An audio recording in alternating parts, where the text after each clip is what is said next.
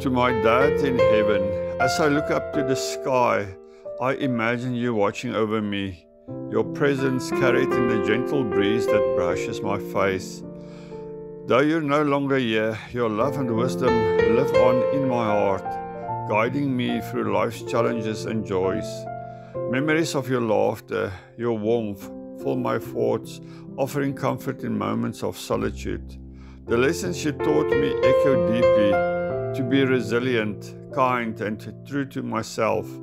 I long to hear your voice again, to share my dreams, my victories, or seek your advice. But I find peace, knowing you're at rest, surrounded by serenity and love, just as you surrounded our family with those same feelings. Life moves forward, but there's an emptiness your absence leaves behind. Yet, I carry your legacy in every step, pursuing my dreams with the strength you gave me. Every Father's Day, birthday, or special moment, I feel you in spirit, celebrating you. The pain of losing you lingers, but so does the love and respect for the incredible father you were. You're not just a memory, you're part of who I am. I strive to make you proud with every choice, every step.